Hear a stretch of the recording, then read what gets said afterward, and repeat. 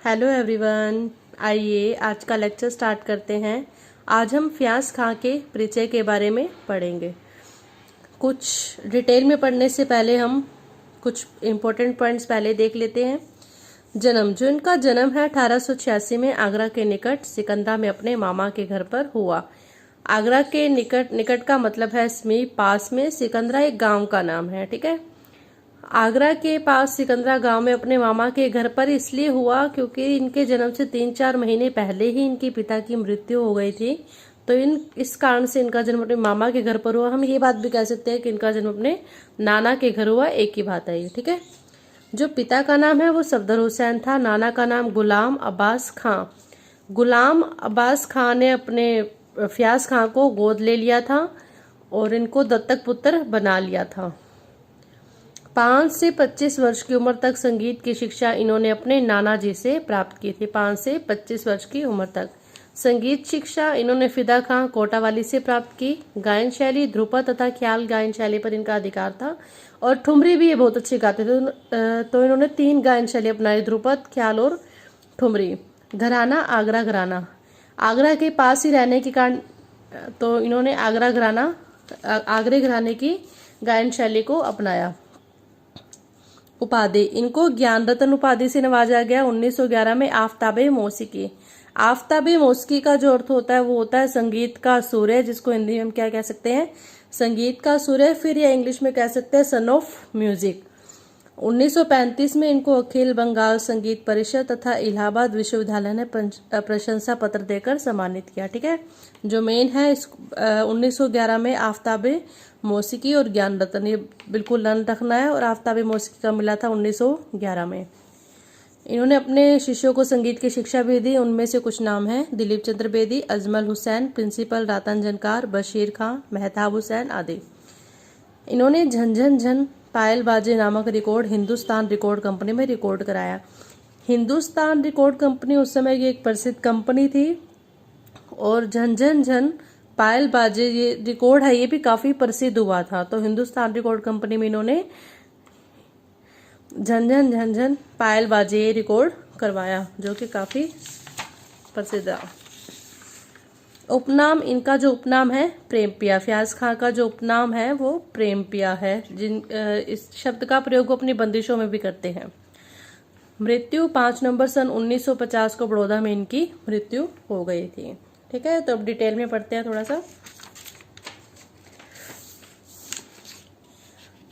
फियाज खां का जो जन्म है सन 1886 में आगरा के निकट सिकंदरा में अपने मामा के घर पर हुआ। यह आपको पहले बता दिया गया है। फियाज खां के जन्म से 3-4 महीने पहले ही इनके पिता सफदर हुसैन गुजर चुके थे। अतः इनके नाना गुलाम अब्बास खां ने फियाज खां का लालन पालन किया। आरंभ में इनके पूर्वज हिंदू थे, परंतु कुछ विशेष कारणों से इनके पूर्वजों को मुस्लिम धर्म अपनाना पड़ा। जो इनके पूर्वज थे पहले हिंदू थे, बाद में इन्होंने मुस्लिम धर्म को अपना लिया था। खां साहब ने जो संगीत की शिक्षा है फिदा हुसैन कोटावाली से प्राप्त की। क्योंकि आप आगरा से संबंध रखते थे, इसलिए इनकी शिष्य परंपरा, इनकी शैली का गायन जो भी था वो आगरा घराने से था। यहाँ पे घराना बताना इसलिए जरूरी है क्योंकि मोस्ट इंपोर्टेंट क्वेश्चन है ये। जितने भी आप जीवन परिचय करोगे तो आपको सबके घराने का पता होना चाहिए। एक नंबर पे क्वेश्चन पहले भी पूछे जाते हैं और आगे भी पूछे जा सकते हैं कि फियाज खां कौन से घराने से संबंध रखते थे। तो ये कौन सा घराने संबंध रखते थे? आगरा घराने से। बड़ौदा के महाराज की वर्षगांठ के अवसर पर इन्होंने अपने संगीत से महाराज को प्रभावित किया। यहाँ पर एक बात मैं आपको क्लियर कर दूं, बड़ौदा की नौकरी जब इन्होंने की, मतलब जब इनको बड़ौदा के महाराज को इन्होंने प्रभावित कर लिया था संगीत से, उससे पहले ये मैसूर के दरबार में नौकरी करते थे। वहां पर इनको 1906 में एक मेडल मिल गया था और 1911 में ही आफ्ताबे मौसीकी मिली। मतलब मैसूर के दरबार में इनको आफ्ताबे मौसीकी मिली 1911 में, और 1906 में एक इनको मेडल मिल गया था। तो उसी ही वर्ष सयाजी राव कौन है? ये जो बड़ौदा के महाराज हैं इनका नाम क्या है? सयाजी राव। बड़ौदा के जो महाराज थे उनकी वर्षगांठ थी जब उस अवसर पर इन्होंने अपने संगीत से महाराज को काफी प्रभावित कर दिया था। बड़ौदा से पहले कौन से दरबार में नौकरी करते थे वो? मैसूर के दरबार में, जहां उनको आफ्ताबे मौसकी की उपाधि मिली, जिसके फलस्वरूप महाराज ने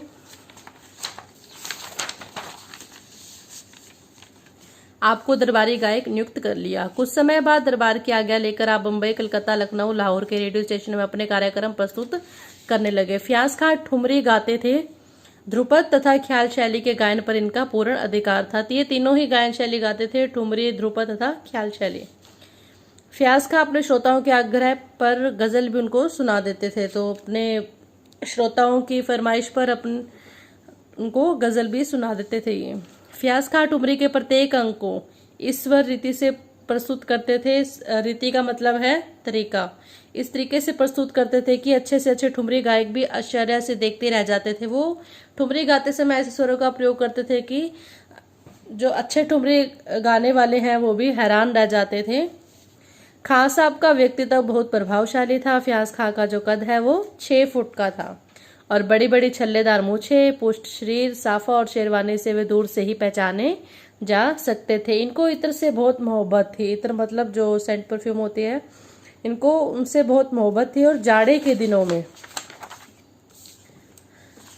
आप हीना की एक शीशी हमेशा अपनी पॉकेट में रखते थे। हीना एक इत्र का नाम है।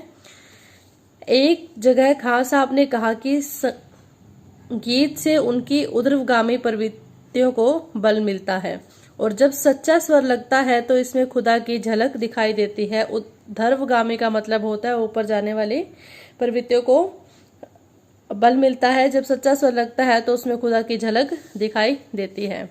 खां साहब को बड़ौदा के महाराज ने ज्ञान रतन की उपाधि से नवाजा था। तो ज्ञान रतन की उपाधि इनको कहाँ मिली? बड़ौदा में, बड़ौदा के दरबार में महाराज ने दी थी इनको। सन 1935 में अखिल बंगाल संगीत परिषद तथा इलाहाबाद विश्वविद्यालय ने खां साहब को प्रशंसा पत्र देकर सम्मानित किया था। सन 1911 में मैसूर दरबार में फ्याज खां को आफ्ताबे मौसकी उपाधि से नवाजा गया।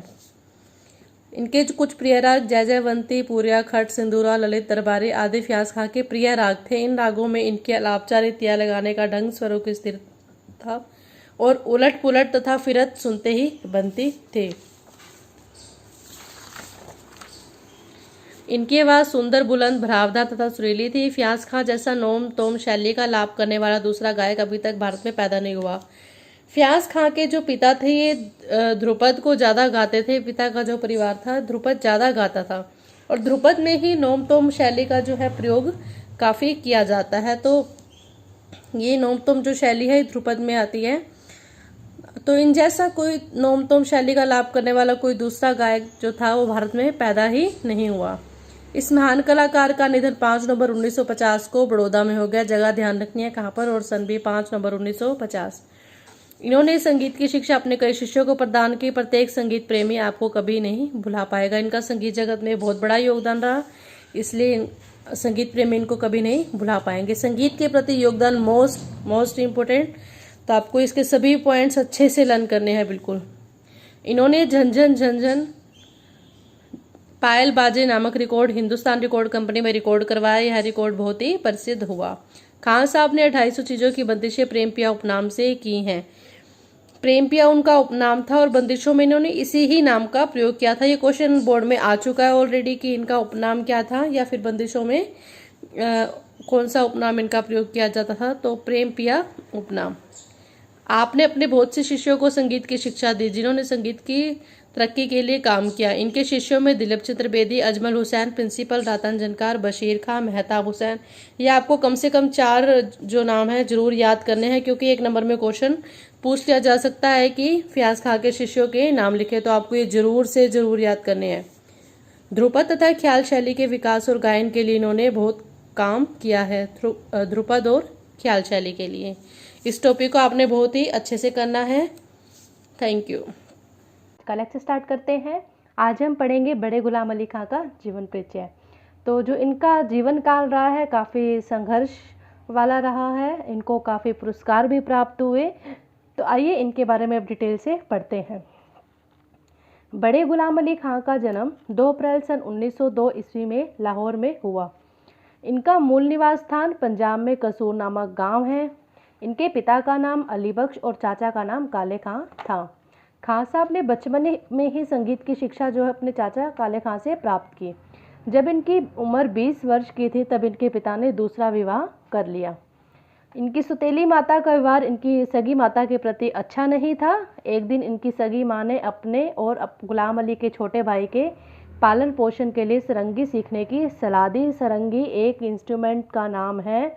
उनकी माँ ने कहा कि बड़े गुलाम अली खां को कि तू किसी भी तरीके से सरंगी को बजाना सीख ले, क्योंकि अब तुझे ही कमाई करके मेरा और अपने छोटे भाई का पेट भरना पड़ेगा। जो ये बात थी बड़े गुलाम अली खां को चुभ गई थी। इस कारण से उन्होंने सरंगी बजाना सीखना स्टार्ट कर दिया था। माता की सलाह पर गुलाम अली ने सरंगी बजाना सीख लिया। इन्होंने सरंगी बजाकर अपना, अपने भाई और माता का पेट भरना आरंभ कर दिया।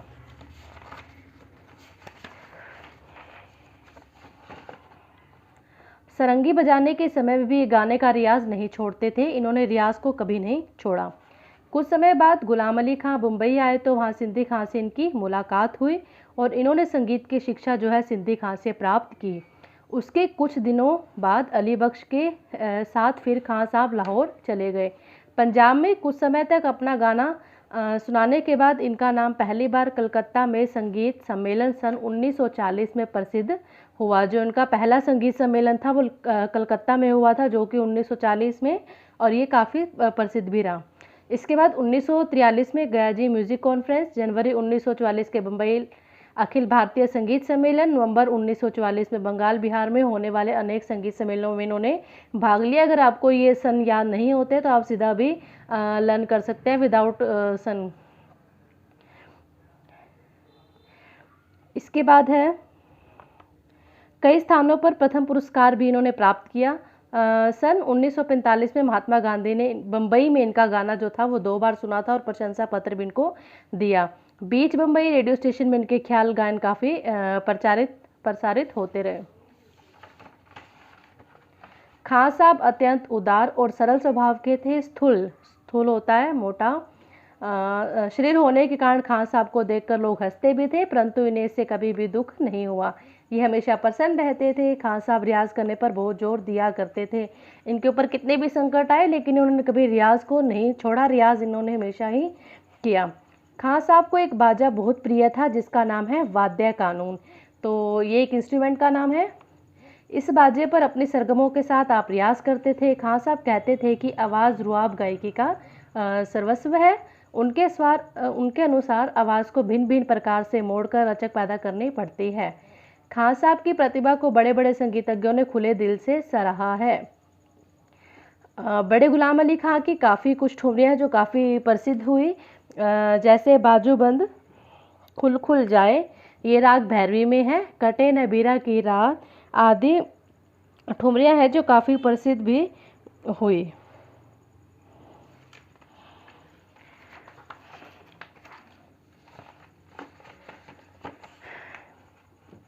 बड़े गुलाम अली खां सन 1961 में पक्षाघात से पीड़ित हुए, पर 1962 में ये पुनः गाने लग गए थे। इनको संगीत नाटक अकादमी का पुरस्कार भी मिला और राष्ट्रपति ने पद्म भूषण के अलंकरण से भी विभूषित किया। इनको पद्म भूषण भी मिला हुआ है राष्ट्रपति के द्वारा। इनके पुत्र उस्ताद मुनव्वर अली खान ने भी गायन में यश प्राप्त किया। सन 1968 और 23 अप्रैल को हैदराबाद में बड़े गुलाम अली खां का निधन हो गया। संगीत के प्रति इनका क्या योगदान रहा वो देखते हैं। बड़े गुलाम अली खां साहब ने संगीत में प्रत्येक स्वर कर्णयुक्त लगाकर गायन को निखारा। कर्णयुक्त गायकी में क्या होता है, इसमें स्वरों को स्पर्श किया जाता है। खां साहब ने रियाज पर बहुत बल दिया है। उनके अनुसार आवाज़ का रुआब गायकी का सर्वस्व है। इन्होंने आवाज़ में लचक पैदा करने के लिए कर्ण स्वरों के धक्कों से रियाज करने की सलाह दी है। हेलो एवरीवन, आइए आज का लेक्चर स्टार्ट करते हैं। आज हम जानेंगे कृष्ण राव शंकर पंडित जी के बारे में। आज हम इनका जीवन परिचय पढ़ेंगे। कृष्ण राव शंकर पंडित का संगीत जगत में बहुत बड़ा योगदान रहा है। इन्होंने अलग अलग जगह से संगीत की शिक्षा भी प्राप्त की। तो आइए इनके बारे में पढ़ते हैं। संगीत कला के विद्वान श्री कृष्ण राव का जन्म 26 जुलाई 1893 को ग्वालियर में हुआ था। इनका जन्म ग्वालियर में हुआ था, इस कारण से ग्वालियर घराने से संबंध रखते थे। और कभी कभी एक नंबर में क्वेश्चन बोर्ड में पूछ लिया जाता है कि कृष्ण राव शंकर पंडित जी का घराना कौन सा है, तो ये ग्वालियर घराने से संबंध रखते थे। ये एक दक्षिणी ब्राह्मण परिवार से संबंध रखते थे। इनके पिता स्वर्गीय श्री शंकर राव भी एक प्रसिद्ध संगीतज्ञ थे।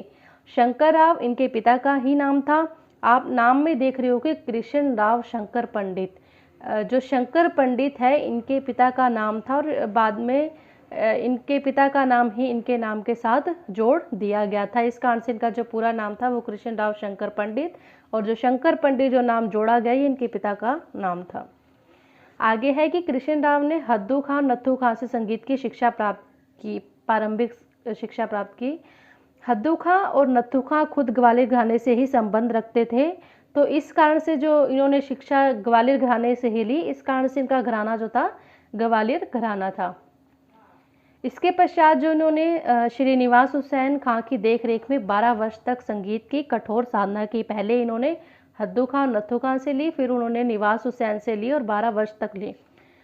इन्होंने अपने पिता पंडित शंकर राव जी से भी संगीत की शिक्षा ग्रहण की, क्योंकि शंकर राव पंडित जी ने खुद भी हद्दू खां नत्थू खां से संगीत की शिक्षा प्राप्त की थी, तो इसलिए उनको भी संगीत का बहुत अच्छा ज्ञान था।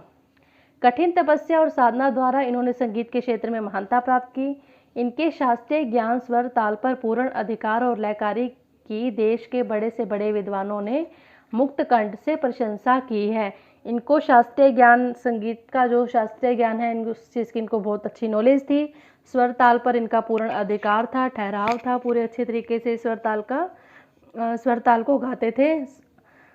और लयकारी की देश के बड़े से बड़े विद्वानों ने मुक्त कंठ से प्रशंसा की है, तो बड़े से बड़े विद्वानों ने भी इनकी अपने कंठ से प्रशंसा की।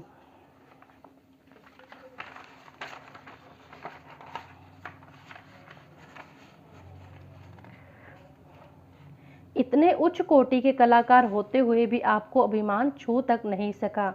इतने बड़े कलाकार थे, इनको संगीत का इतना ज्ञान था, फिर भी इनमें घमंड जो था बिल्कुल भी नहीं था। इनका जो जीवन था सरल और सादगीपूर्ण था। ये देश के कोने कोने में अपने संगीत ज्ञान की धाक जमा चुके थे। इनकी प्रसिद्धि सुनकर 1913 में महाराज तारा ने पंडित श्री कृष्ण राव जी को अपने यहाँ शिक्षक के रूप में रख लिया। यहाँ इनको महाराजा तारा ने संगीत शिक्षक के रूप में रख लिया था अपने दरबार में। इसके पश्चात महाराज ग्वालियर ने भी पंडित कृष्ण राव जी को अपने दरबार में रखा। पहले इनको महाराज तारा ने अपने दरबार में रखा संगीत शिक्षक के रूप में, फिर इनको ग्वालियर के दरबार में रखा गया।